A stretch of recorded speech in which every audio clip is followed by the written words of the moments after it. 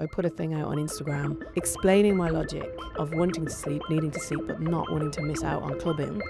And it was mad. The reaction was mad. You were invited to receive an MBE and you turned it down. There's too many negative connotations to me to want to be adjacent or in any way associated. What I've realized in the last few years is that everything I want to do when it comes to events and music and dance music is to give and to serve. Hey, Annie Mac, thank you so much for joining me. Hi, thank you. Nice to be here. Yeah. So you are no stranger to the RA Exchange, actually. You were on here about 10 years ago, Right. almost. Wow. So I don't want to repeat too much of what you talked about then, but I'm excited to talk about everything that's happened in the years since. I mean, it's a decade, It's so a there's a lot decade. going on to talk Yeah. about. Yeah. Yeah. And so at the time, you were still doing your regular show at the BBC, and you left in 2021. And we can get into that a bit later. But first, I want to talk about your busy summer. You had what looks like it was a very successful installment of your party before midnight at Gunnersbury Park. So first of all, can you tell me more about the idea behind Before Midnight, why you started it? Sure. Yeah. So it's been running since 2022, I think, and was born out of a selfish need to want to be able to sustain my time in clubs, but whilst having my life change quite irrevocably with having kids. I had COVID had happened. Within COVID, obviously, all the DJs stopped. Nightlife fell off a cliff. It was quite a traumatic time for a lot of people, but it also invited a lot of bigger questions. And the questions I was asking myself at the time was, where am I going to be able to go back to DJing in the way that I was before, getting in a car, going up the M1, up the M6, DJing in clubs every weekend, and coming back at 4, 5, 6 in the morning, with kids at home at the weekends that I want to see. And there's a sense of kind of permanent jet lag that you have when you're in that cycle. Life kind of often feels just kind of upside down. And I knew after COVID, having had this kind of concentrated time with my family, that I didn't want to go back to that. And part of me had written off being a club DJ. I was like, this is how it is. I'm not going to be able to go back to it in the way that it was, in the way that it is. And then I thought about maybe trying to do some sort of a club night that was earlier. And where this came from was a conversation actually with another DJ friend of mine, a girl called Monkey, who DJs all over the world as She's well. also an interviewer. Yeah, right? she's an interviewer. She was a colleague of mine at Radio 1. She's also a footballer, and she played a lot of football on Saturdays. And so our conversation when we met was her being like, I find it so hard to DJ and maintain my football career. Like, she's semi-pro, she's really good. And my conversation with her was like, I find it hard to DJ and be around for my kids in the way I want to be at the weekends. So we both kind of had this lunch, and then we were both saying, wouldn't it be amazing to have something where you can go and it's a proper nightclub, with everything that a proper nightclub provides, from great sound system and really good DJs, but it just happens earlier. And we were kind of lamenting the fact that clubbing has this kind of system of working which is different to every other form of entertainment, be it theatre, cinema, regular gigs where you can go and see stuff at 9 o'clock, 10 o'clock at night. And after that, I kind of went away and thought and was like, well, why don't I just try? Why don't I just have a night and see if I can make it work and see what people say? So I put a thing out on Instagram explaining my logic of wanting to sleep, needing to sleep, but not wanting to miss out on clubbing. And it was mad. The reaction was mad. It was just kind of across the board, people really excited about the idea of this party. So we did the first one, and it grew and grew and grew, and still seems to be growing, and has kind of grown beyond me, which is great, which is what I want. I don't want it to be about me. It's about the concept, and it's about serving an audience that are not served by clubbing. And it's been fantastic, a total revelation. And also something for me personally, I guess it's been a way for me to see myself growing older as a DJ that I couldn't see before. Do you feel like you're attracting the same audience, or is it like a completely different group of people who are attending these shows? I think it's all sorts. So a lot of people say it's clubbing for older people. There is older people there, but it is really clubbing for anyone who needs sleep, and that can be people who have a Saturday job or who need to study or whatever. I have heard the argument that Yeah. daytime parties can kind of sanitize club culture, or maybe not enable the kinds of experiences that like the lose yourself moments that really make clubbing like a transcendent experience. So what would you say to those people?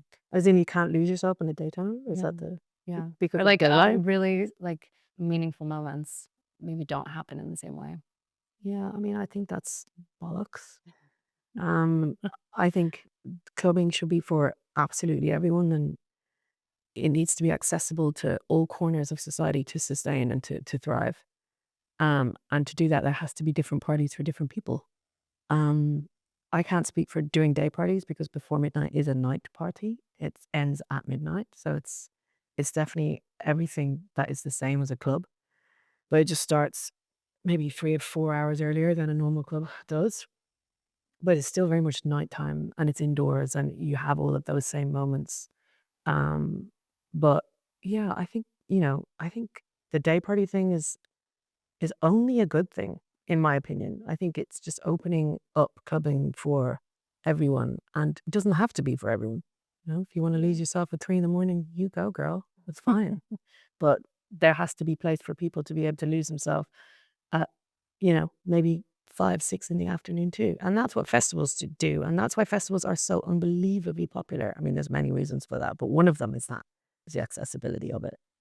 Yeah. It seems like before midnight is, I mean, obviously you're addressing this, accessibility issue in terms of like when people can go out, but Yeah. would you say that it's also a response to club closures and like the state of like night clubbing in the UK? Which is a response. The before midnight. I think that's fair. I think it's not directly that, but it's definitely a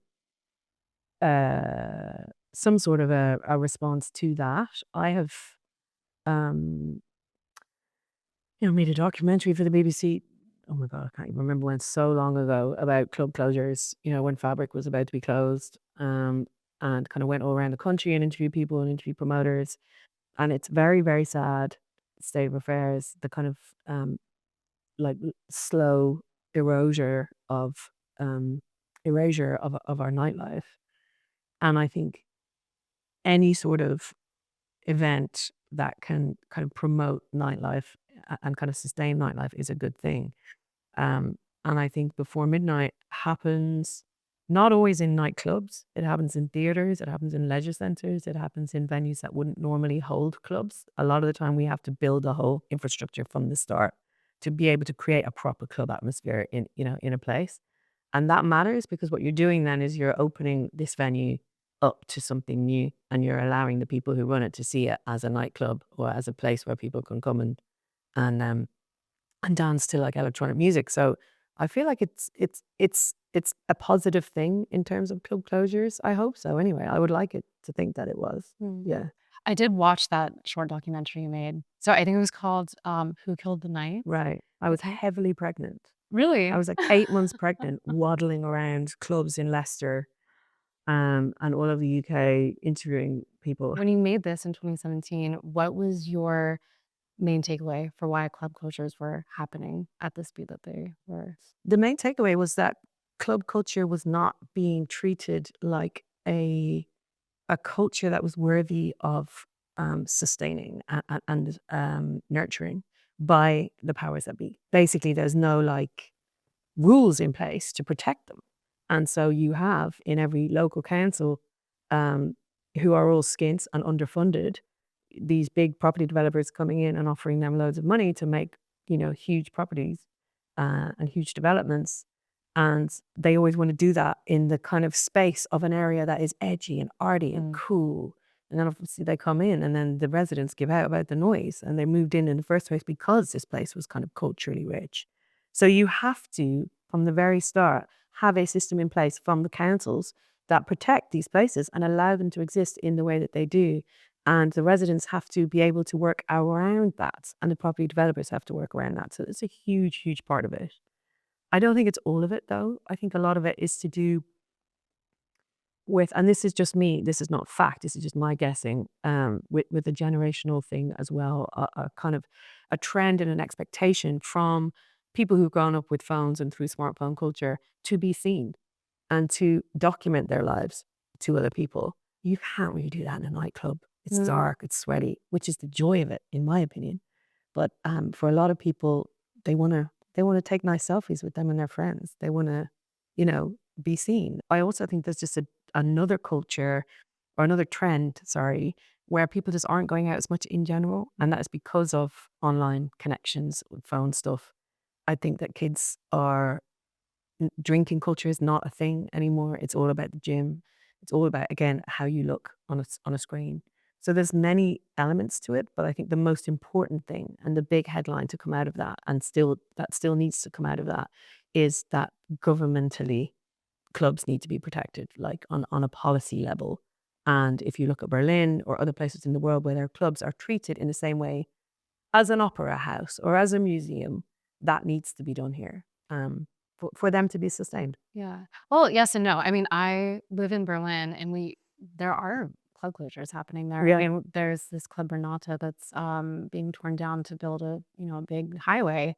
Right. So it's definitely not, I don't think all cities are immune to No, this. absolutely not. But then you have like your Berghains and stuff which are treated Totally. as a cultural institution, which it should be, Yeah.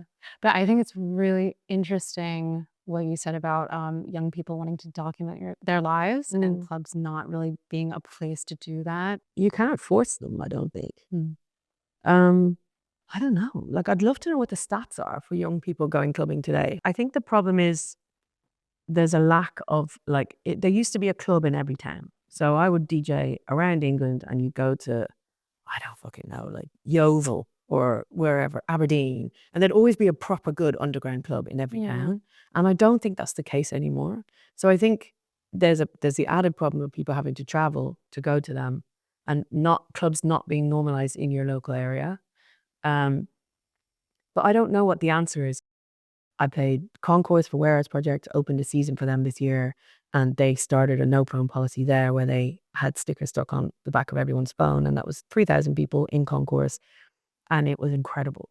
And it gave me so much hope after that. And I genuinely feel like in the future there's going to be some sort of shift away from kind of smartphone culture, away from you know this idea of being seen and followed and for everyone to know where you are and who you are at all times.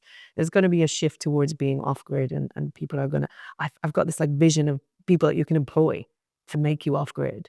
And I think like if clubs can stay alive long enough to be this space for people where they can go and be completely free, unidentifiable, undocumented, that's important. I was listening to the exchange that you did in I 2016. mean, I literally don't know who I was then, what I said. You said, dance music has become a huge commercial commodity. How far is it going to go? Will it all implode? Is it purely for money now?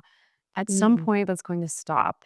Is it all going to go completely back underground? That would be so exciting. I mean, how does it, it seems like this is kind of what you're saying now, essentially. Yeah, well, it is interesting because it did get bonkers, didn't it, for a while? And that's another documentary I did, and this was a series of documentaries for Channel 4 about superstar DJs. And that involved me going to Vegas and spending time with Diplo at his Vegas residency, or Tiesto, Seth Troxler. But the Tiesto and the Diplo were the kind of most extreme. And it was so fascinating because that was in the throes of, where there used to be pictures of David Copperfield that would take up 5 stories of the MGM Grand, in terms of like billboard advertisements. Now it was, Tiesto or Calvin Harris. And it was like, wow, these guys are selling tickets that are just, the numbers are insane. And obviously when the numbers start racking up, all the businessmen come running, and suddenly it becomes way more just way more corporate and commercialized, and it's about bums on seats, and the DJing, the art of DJing gets eclipsed by the production. Mm-hmm. The fucking lasers, the lights, the the visuals, all that. And suddenly it's like, what is it? What is this? This was originally like made for people to go and escape, and it's fucking black queer culture. It's like this was such an important way for people to feel free and to feel connected to each other. And now it's just like a guy with his top up on stage with fucking, what are those, fire things going off, Yeah. and like girls in bikinis. And it was quite like, whoa. For me, it was quite eye-opening. It was like, wow, this is really shocking, Yeah. dare I I say? mean, yeah, kind of like the Shocking. antithesis of what Oh my God, completely different club antithetical cultures to are. everything. But but then there's also, I remember interviewing A-Track for that documentary, who is someone who walks the line between both of those worlds quite well, the Canadian DJ. And he was like, there has to be, like, in any culture, in any arts culture, there's a trickle down. So those people who might get into dance music through, I don't know, fucking Tiesto or whatever, will then start listening to music more, and they might discover someone else and someone else and someone else. And so it kind of, they'll find their way, and maybe it's okay for there to be a place for everyone. And Well, okay, I want to return to Before Midnight to talk about some of the videos that you posted from the event. Um, so you projected, and I've seen this actually at some other events that you've put on, but you projected an enormous Palestinian flag right. behind you. And I think at the most recent Gunnersbury Park events, you also projected a video um, with the words, "Israel is committing a genocide against Gaza. Don't be afraid to speak out. Your voice matters." You've all Free Palestine. Oh, That's the end. Free Palestine. Yes, of course. Can't forget that part. And you've made posts about the BDS movement, the organizations that people should consider boycotting. Um, and it seems like you're probably one of the most politically outspoken media people um, in our ecosystem right now. And I'm wondering if your outspokenness has affected your career at all. No, actually, it hasn't. But I'm in a very privileged position where uh, all the parties that I run are kind of my own. Mhm. Yes, I work with promoters, but and I could have been dropped by my promoters or by my agents, but I haven't. And I think that's probably because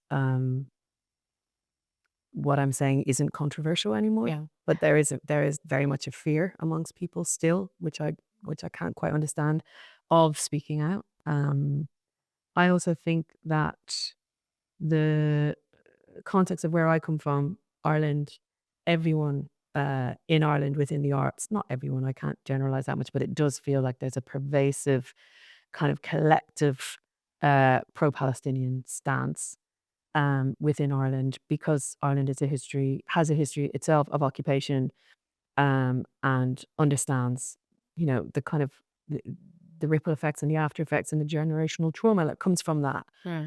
And I have been over the years, from the abortion referendum in Ireland to the BLM movement or whatever, which is bizarrely considered political by the BBC, to anything, anything remotely stuff that you wouldn't feel like is political but is in their terms. So it's been hard to not be able to say and use my platform in the way I want to.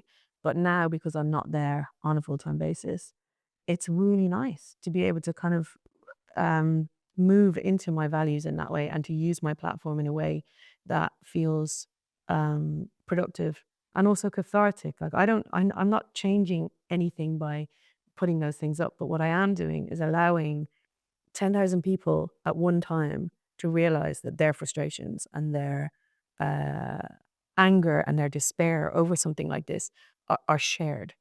And there's something very powerful in a collective experience like that. And the amount of messages I got from people afterwards shows that that stuff actually does matter to them. And if that's the way that I can do anything, I will do that. I work in dance music. I write books. I, I'm not a fucking politician, but that is my way of saying how I feel. And it does come sometimes with a little fear and trepidation because I am by nature conflict avoidant. I don't like the idea of upsetting people. But equally, I feel very comfortable in my place doing that now and have kind of made peace with anything that might happen to me as a result of it. Mhm. There are a couple of things you said that I want to follow up on. I mean, just about, being from Ireland and having this this intergenerational trauma that you carry with you. I learned that you were invited to receive an MBE for your Yeah. contributions to broadcasting. And I think maybe it needs some context for non-British listeners. Yeah. It is a very prestigious and rare honor that stands for Member of the British Empire. Bestowed upon you by the monarchy. Yes. Mhm. And you turned it down Yes. because you found it difficult to reconcile with your own values. Can you tell me more about that? Sure. Yeah. So it was given to me after I left Radio 1 and it was for services to broadcasting. So it was very nice to be recognized in that way. But when you look at the language of it, it's so archaic. It's kind of, I can't remember the exact language, but even what you said, like, so you're a member of the excellent order of the British Empire. And I think anything with the words British Empire in it there's too many negative connotations to me to want to be adjacent or in any way kind of associated with that. Um, I wouldn't feel in good conscience happy to accept something like that when whoever is writing that letter still feels like it's okay to use that language. To me, language is important. I'm a writer. I've spoken. Language is how my career. How you say things matters. And so the choice of those words do not sit right with me. And yeah, I wrote them a letter, a very polite letter, and just turned it down. Said, if you ever consider changing the language one day, changing the system in which you are bestowing these honors and don't make them about the British Empire, I would be delighted to receive something like that. Did you? They were nice. They sent me a nice letter back. Yeah, I'm sure they get turned down all the time. I don't think it's that big a deal for them. It feels like it's the BBC and maybe the media in the UK has generally made more of a shift rightwards. I don't know if you would agree with that, but I know like this year they didn't stream the kneecaps set from Glastonbury. No, they did. Oh, they did. Yeah, they did. They didn't stream it live. They didn't stream it live. But sorry, they didn't stream it live, but they showed it for a long time afterwards, so you could watch it. How did you navigate the formalities of having to be in that system? It's a big place beyond just the news. There's so much more that it does. There's so many more people that it serves. So if I had a, you know, any sort of power, I would always vote for the BBC to stay and yes, reform, but to stay because it's incredibly valuable, I think, to people here. When I left BBC Radio 1, there was many reasons for me wanting to go, but it was afterwards I had a lot of revelations. Sometimes you don't really get a chance to get a real perspective of somewhere until you're out of it. And you don't realize how kind of institutionalized you are within it to think a certain way and to think about BBC Radio 1 as being the greatest place on earth and the center of everything on a cultural level. And then you get out and you're like, oh, it's just another platform and there's the whole world out here. It was really nice to be free of all that and to really have to start again in terms of what I wanted to play as a DJ. I loved that. And I just like being able to set my own agenda and have my own agency over how I want to do things. Yeah. It's become now like it has to be this way. Like when you do it, you can't really go back. Like I can't go back and have a boss now. So I have to make it work this way. Yeah. Okay. And you've been part of the music media for such a long time. You're a very experienced interviewer. So I kind of wanted to have a bit of a meta conversation about interviewing with you. How would you characterize your interview style? Because I don't think I've had many other presenters on the show. I would say that I am not interrogative in a direct way. I very much like my interviews to feel like conversations. And I think that once you gain the trust of your interviewee and allow them to relax into the conversation, you will always get more from them, or not necessarily more, but what you will get, you'll get from a more sincere and like true place. So with my podcast changes that I had for many years, there's a culture within those big kind of direct one-on-one interviews of kind of trauma mining, you know? And I really didn't like the idea of people feeling like I was digging, prodding, looking for the sore bits, pressing on their bruises, So changes as a concept was all about change and the biggest changes people go through in their lives. So automatically the questions that you're asked, there's always three like central tenets to the conversation. What's the biggest change you went through in childhood? Biggest change you went through in adulthood? And the change you'd like to make moving forwards. And those two things, they automatically get to the meaningful parts of your life. Right. So it means that people, when they're coming into the conversation, they understand that they're going to have to talk about these things and they don't have to do the conversation if they don't want to. So that's good, because I'm really bad at like pressuring people to speak about traumatic things. But I like the idea of saying to people, and I always used to say to people before an interview, don't feel like you have to tell me stuff that you don't want to. Like, this is just say what you want. And I think as soon as you say that, there's a pressure off people and they feel like they can just relax a bit. I think people would see me as a listening interviewer. And I think it's so obvious, but it's so underrated, the idea of listening. A lot of people go into a conversation and have a kind of set agenda for how they want the interview to go and to roll. And in my experience, I think the best interviews are the ones that they don't feel like they have an agenda. They kind of, the conversation is genuinely moving in a kind of semi unpredictable way. And the best way to interview is to know absolutely everything about your interviewee so that wherever the conversation goes, you can go with it. And you should never tell your interviewee about themselves. They don't need to be told. They know who they are. So that's always a really good tip. That's in a podcast format. So it's different in a live radio format completely. And What way? well, you have 10 minutes and you have to get the information out. Getting to the story behind a song, getting to the story behind any sort of music making process or the revelations within it. You have to get to that as quick as possible. And then there's interviews that surprise you. So recently I had the opportunity of interviewing Stevie Wonder, Yeah, I listened to that. which was just like the most bizarre experience I've ever had in my How life. did that happen? It happened because we asked and none of us expected it to happen. Wow. But for some reason he said yes, he was in town doing Hyde Park. Really awesome. And he showed up to the interview with a harpeggi. So we waited for hours and hours. We didn't know whether it was going to happen. And then two security guards walked in with this instrument and an amp and plugged it in on a table in front of his chair. And it harpeggi is like a flat harp. So at that point, I realized, okay, so there's going to be music. Okay, so suddenly everything you have in terms of everything you've planned for this interview is out the window, because suddenly there's this new introduction, this whole new layer of the interview, which is him going to be playing as and when he wants and likes within the conversation. So like I had to throw everything out that I had planned. I'd only had a day's notice, so it wasn't that much anyway. And just allow the interview to become an exchange as opposed to an interview. He didn't want to be asked any big questions. Every time I asked him a big question, he just laughed. And then he'd ask me questions. So the interview became completely transactional. So I had to just surrender. And it was a real learning experience for me that sometimes you just have to allow the interviews to be what they're going to be. And that's what makes them hopefully memorable, because they're real exchanging. There is an interview that you gave about interviewing.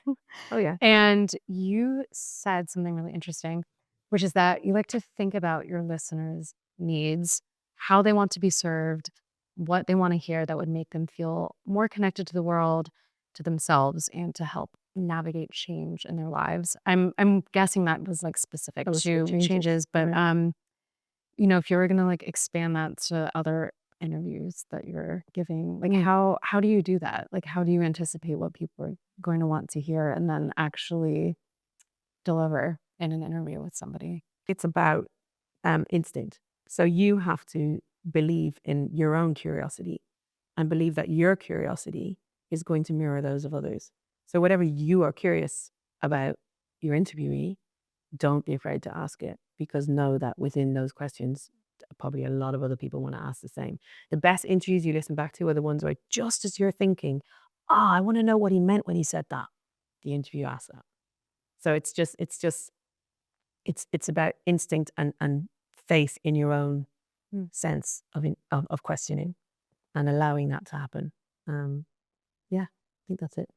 I want to turn a little bit to just some more recent updates, which are you are an author. You've published a couple of novels now. And do you feel that you have to split yourself in a way between being a creator as a writer and someone who's putting on events and like, that part of your life, and then the person who talks to creators? When I started writing books, it felt like, again, I hadn't really thought it through. It was something I started doing instinctively.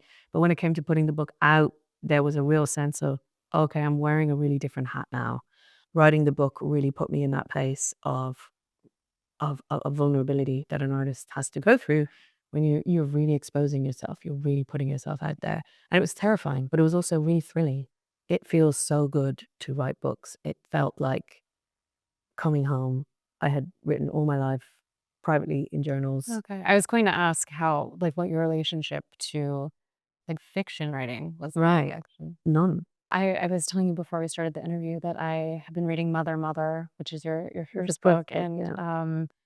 I really could not put it down. And I also learned quite a bit. I mean, I grew up in the US and didn't really understand what was happening in Ireland in the 90s, and it gave me a lot of context for what a violent time actually that was. I don't know how much that really was like what happens in the book is true to your childhood. Mm. But Yeah, the book's set in Belfast. So it's kind of set in Belfast over various decades. So I didn't want to make it all about the conflict there. You wanted to make it a very real experience to the people who lived there, which is that it's just always on the periphery. It's always there. So it's very normalized.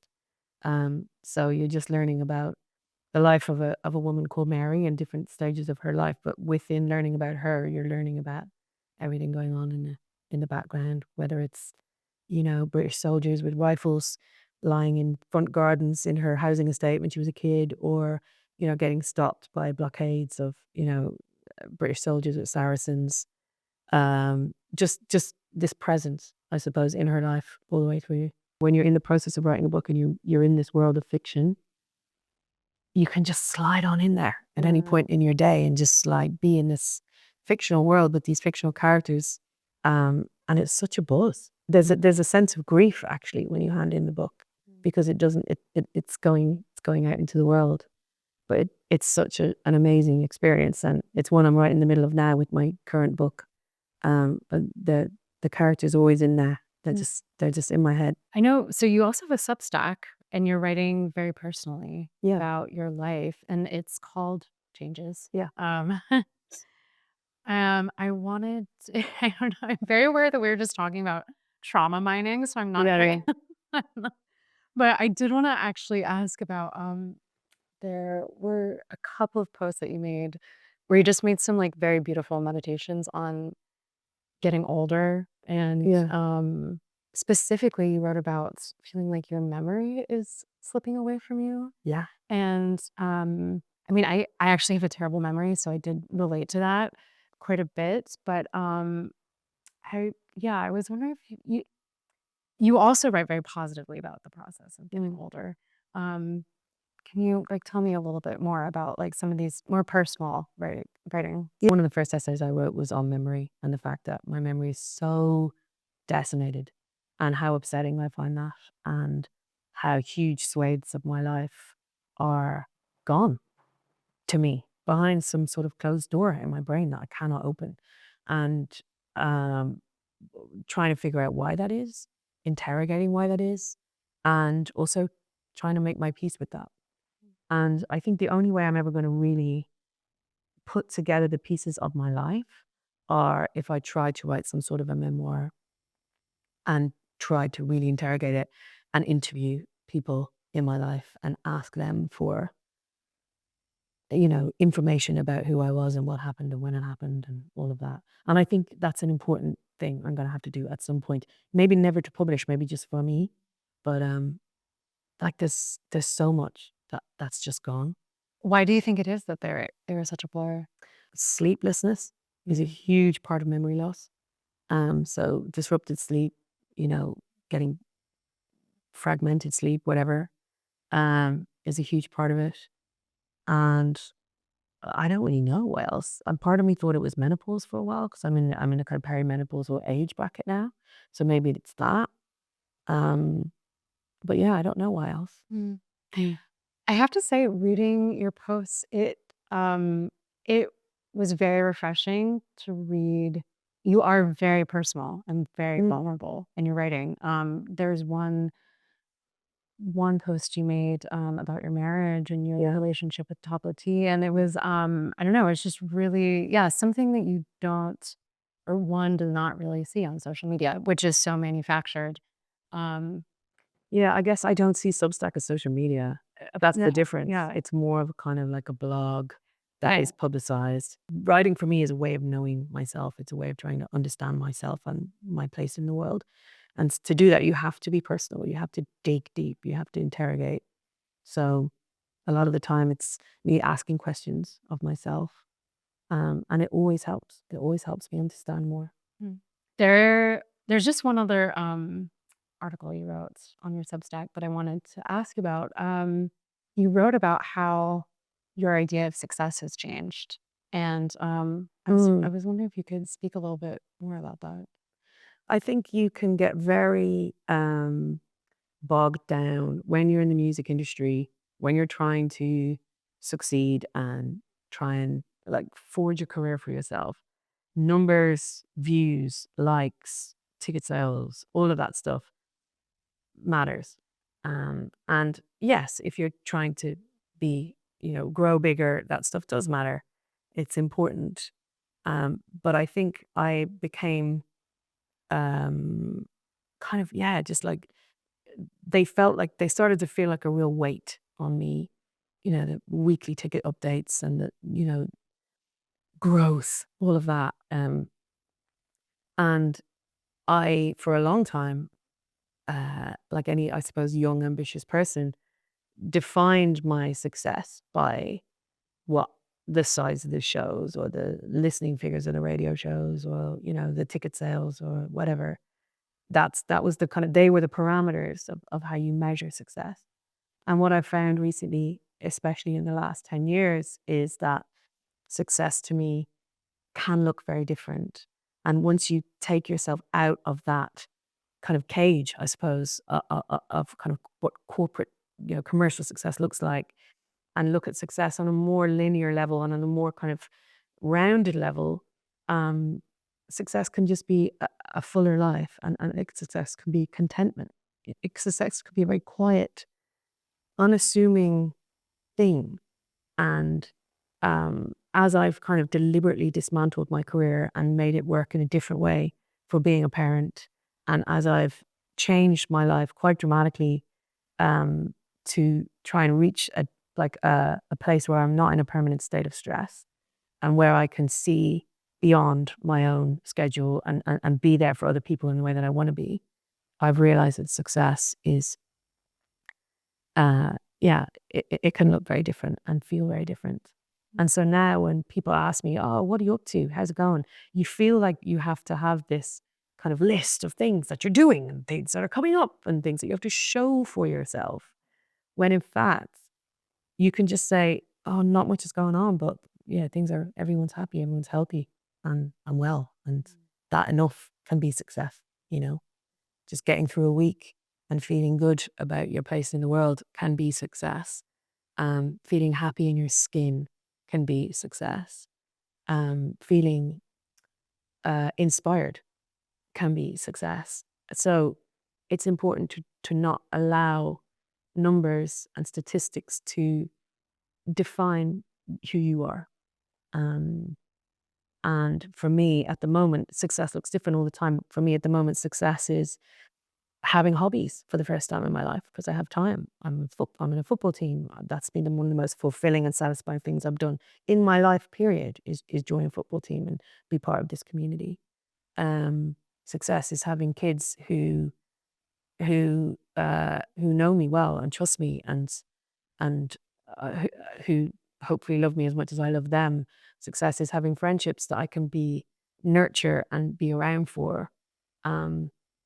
And having time to go back to Ireland and see my family. All that stuff matters to me in through the prism of success. So for now, that's success to me, and I'm sure it will change again. But that's what I meant by a new definition. I'm so happy that you said that. And I feel that what I've also heard from you over the course of this interview is being authentic to yourself and having authentic connections with other people is something that's really important to you right now. Yeah, always, but especially in the way that you're like sharing your values, the kinds of events that you're choosing to put on, the kinds of people you're choosing to connect with. Yeah.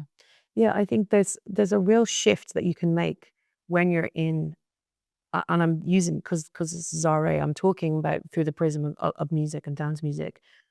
When you have your own shit going on, because any DJ listening to this, you're kind of your own little world. You're your own business. You know, you might have people working for you. You might be lucky enough to have an agent or a manager or something, and you're this little ecosystem, right?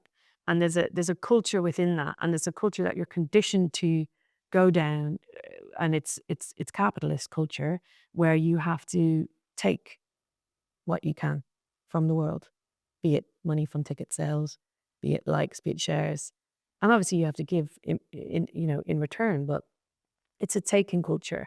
And what I've realized in the last few years, especially with Before Midnight, is that everything I want to do when it comes to events and music and dance music is to give and to serve people who need an outlet for dance music or for clubbing or for just dancing.